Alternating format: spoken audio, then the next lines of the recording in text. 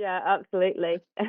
Well, thanks for joining me anyway. Just for the benefit of anybody listening who doesn't know who you are, do you want to do an introduction? Yeah, so I'm the CEO and managing director and co-founder of KINNOVIS. We are a software company providing a modern self-storage software solution to the market, and we are operating across Europe.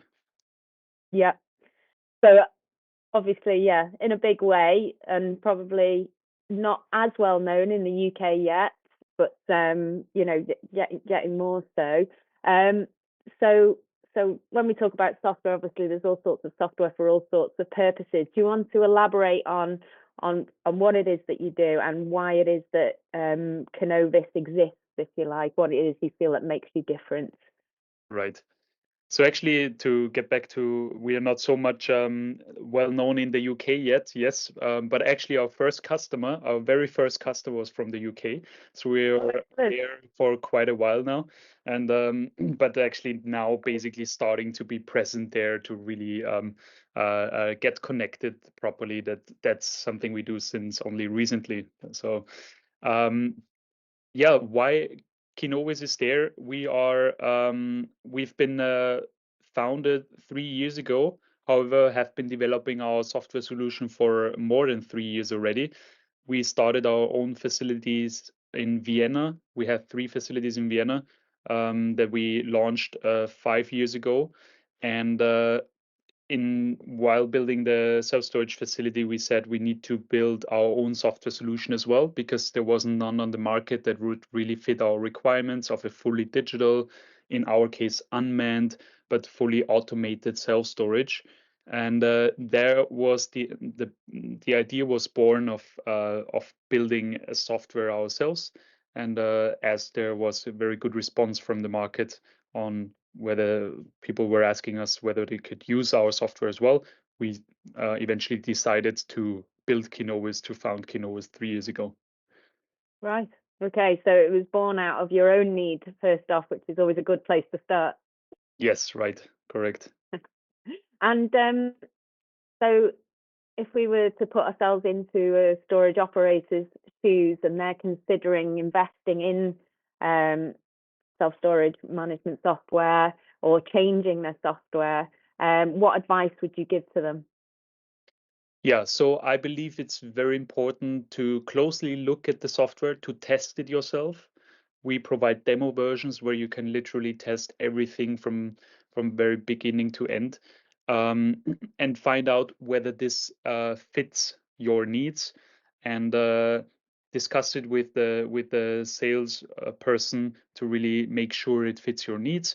Um, Usually it does fit in almost all cases, but then there are many different ways of how to operate your own self-storage, right? Everybody does it slightly different, and that you want to make sure that you can cover this in the software as well.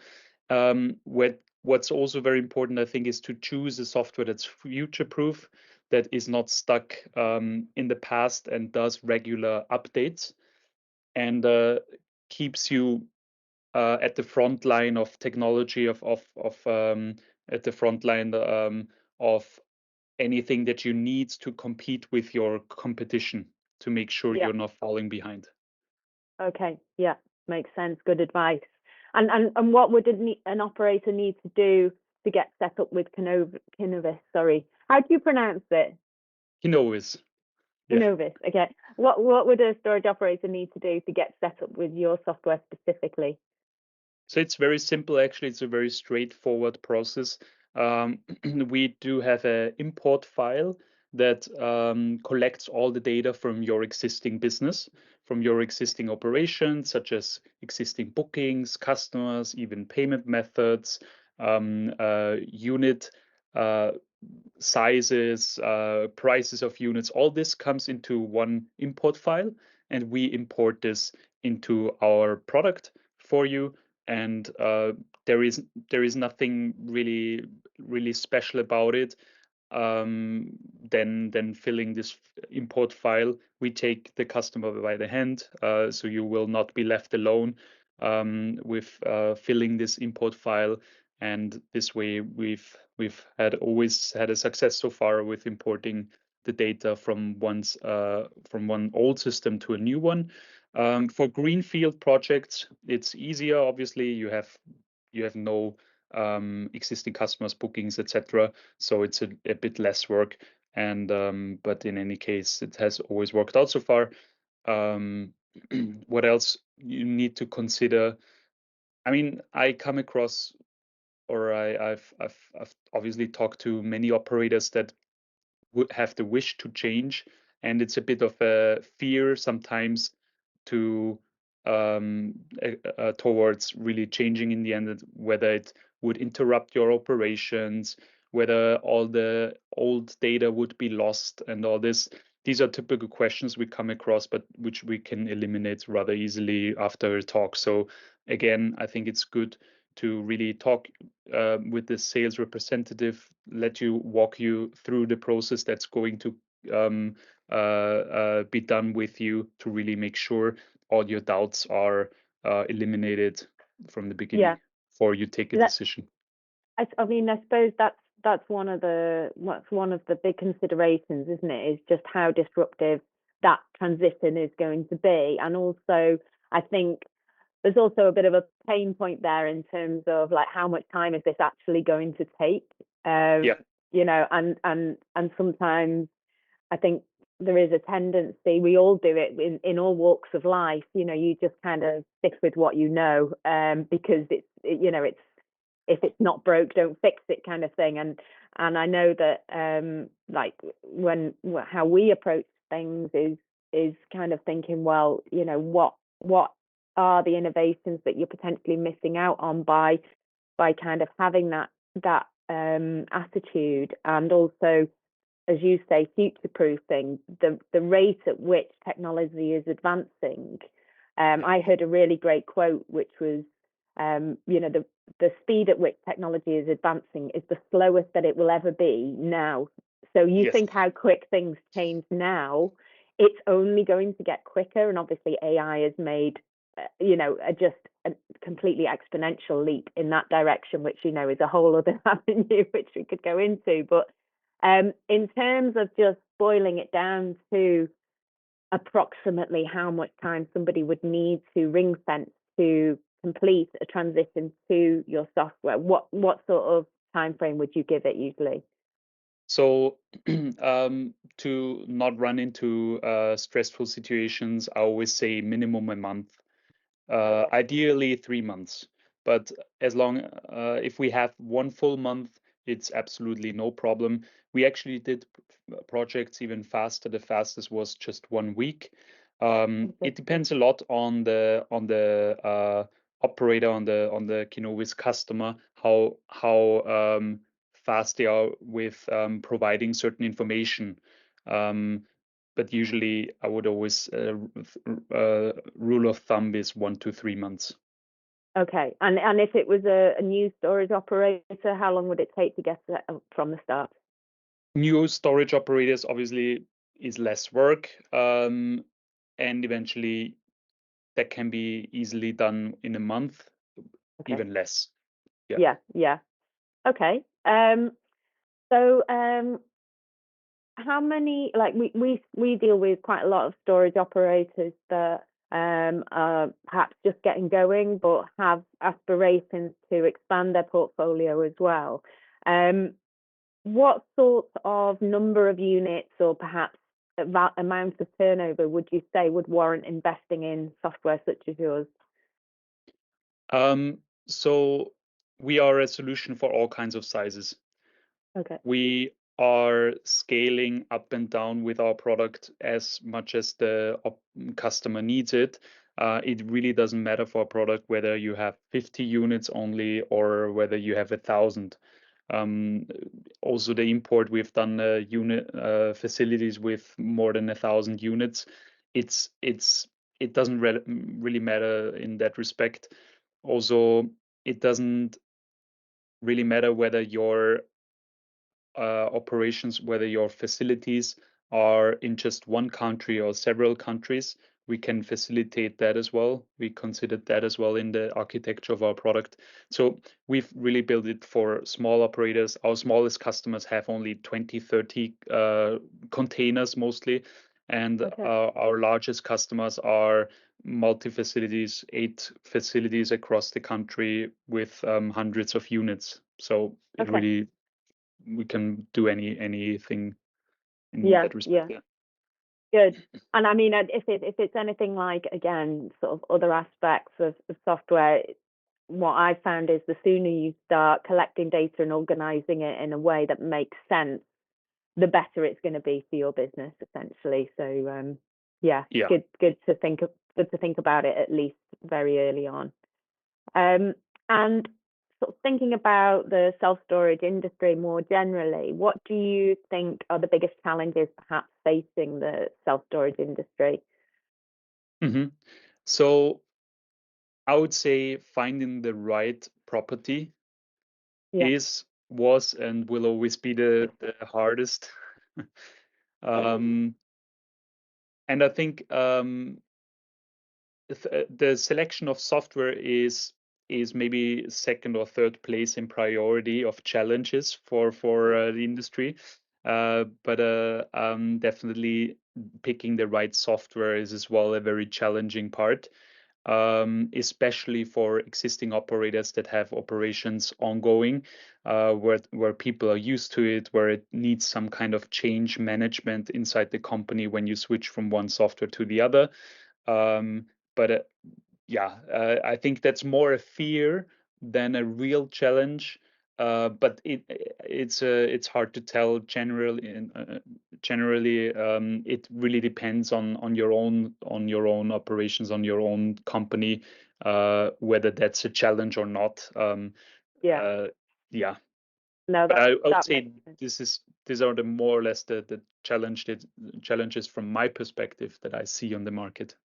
Yeah. Yeah, well, I think you're right. Real estate is always going to be, the biggest challenge, because it's just so yeah, it's just so kind of limited in many ways. And it's interesting. I had a chat earlier this week, similar to share information with explorers.com customers around planning legislation and sort of planning governance, particularly in the UK, to do with self storage. And yeah, from what I can gather, it can be a bit of a can of worms. And I think that the trickiest part with that is that it's quite obviously it's regulated consistently across the country, but then the interpretation of that can be quite subjective, depending on what region you're in and the sort of attitude that the local authority might have towards self storage in those areas. So yeah, that certainly makes sense. But and then in Good terms point. of, sorry, go on. Fire protection is always a big topic. We Yeah, have over and over again, we have projects that are delayed due to fire protection really. regulations, and that's a challenge. Yes. Okay, yeah. I mean that's really topical, isn't it? That especially given the sort of added risks or potential risks from sort of these battery storage, Right. storing sort of the batteries and whatnot. So yeah, again, another chat that could be had, I'm Yes, sure. absolutely. um, and so on the reverse of that, what do you see as the biggest opportunities for the industry at the moment? So the market is still growing very fast and at a very it has a very rapid growth. So I think it's really an opportunity even for small family business to still get inside the market. They really have very good chances of succeeding. To be honest, I've never come across anyone who has not succeeded in self storage. Right. Well, that's One good. sooner, the other later. So, Yeah. and no matter which size, there are big chains that go with millions on the market investments, and others that just do out of their own pocket. And I think it's really a very interesting industry also for small family businesses, and this is, I think, one of the nicest opportunities that I see in the market, that there is place for everyone basically. Yeah, yeah. No, that's true. I think one of the things that I took away from the Inside Self Storage conference in Vegas, that was a nice visit last year, um, was I was just surprised to meet so many people who were operators of self storage, but actually they did that as an aside to their day-to-day Yeah. job. So they would just invest in self storage as a commercial real estate asset for a small portfolio and hand it to a remote management company, and that seems to be, really commonplace over there. So yeah, I think, as you say, place for everyone in the industry, Yeah. and that's really keeps going in Europe, certainly. And it's a very nice ongoing revenue. So there are industries where at the day you stop working because you break your leg or whatever, you stop making money. In Yeah, this industry, it's a very nice recurring revenue, very stable, very resilient against crisis, etc. yeah, definitely. Um, so just to wrap up from my perspective then, so if you were speaking to a new storage operator, thinking, well, not even an operator, but just somebody who's thinking about building a self-storage business, what one piece of advice would you give them? I would say first, try to get a good location. Yeah, Second, try to automate as much as possible. You don't want yeah, to end up in a situation where you have to invest too much time of yourself into daily operations, and have a system, a software system, and that's maybe I'm a little bit biased because I have a strong focus on software, obviously, but I think it's very important to have a software that gives you a good structure on how to operate your self storage. Because if you work with Excel, if you work with other means, it gets quite messy quite quickly. Mistakes happen, they cost time, they cost customer satisfaction, all this. So if you have a good setup where you cannot break out too much of these processes, of these setup processes, I think that's very beneficial because you're gonna save money and you're gonna save time uh, every day. yeah, So certainly. You're sort of, yes, again, it's that future proofing, isn't it? And yeah, making sure that system is in place, which is very often so much easier to do, isn't it, when you're at a smaller scale, and then getting it right, then you can sort of grow from there, can't you? Getting those foundations in place. right. One simple example, actually, price increases. So many people don't do price increases, and it's such an easy way to increase your revenue. And why people don't do it? We always hear that, yeah, it's a painful work because you Yeah, have to contact each and everyone. You have to raise the price for each and everyone. You have to adapt the invoices and so on. And if you have a system in place that does it automatically, you don't um, hold yourself back from price increases. One example. But also, I think marketing is also very essential to really put your signs up around your self storage. Don't rely only on Google Ads, and make sure that inside your community you're well known, and don't forget about these classic old school marketing means. They are not yeah. outdated. In self storage they work.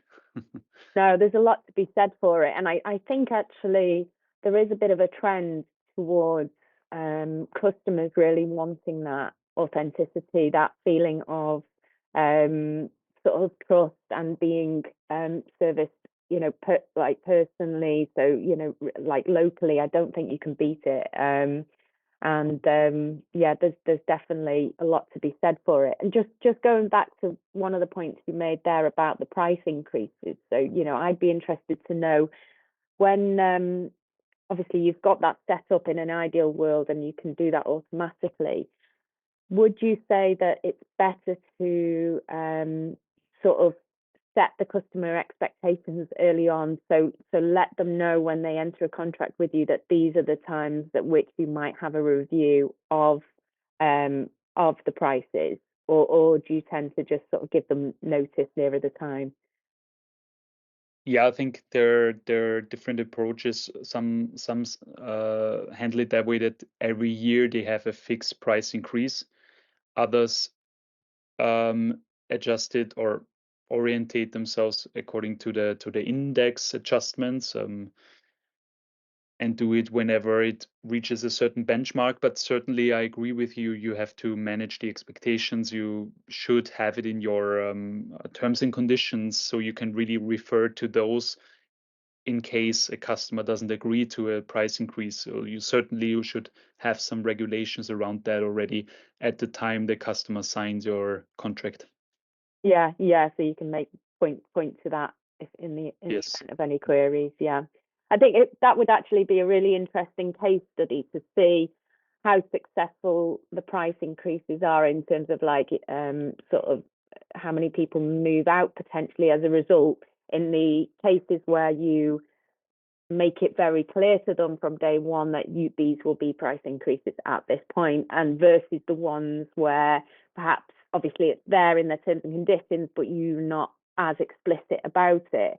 And it would be a really interesting trial to compare those two things side by side, just to right. see, the response that those get. But yeah, I don't know. I agree. That would be Once worth a case study. Yeah, yeah, definitely. Well, honestly, Martin, it's been so lovely speaking to you, and thank you very much for your time. And if anybody wants to get in touch with you or your team, where's the best place for them to contact? Directly on our website. You can book a demo with us straight away. You can make a price request. So on our website is the best way to contact us. You will find all our availabilities as well on the website. In case you want to speak with us, you can call us as well. Yeah, Let's go to the website. Okay, and what's the web address? KINNOVIS, KINNOVIS.com. Yeah, .com. Wonderful. Have a lovely day, Martin. Thank you very much. Have a lovely day, Anna. Thank you so much. Speak to you again. Bye. Bye bye.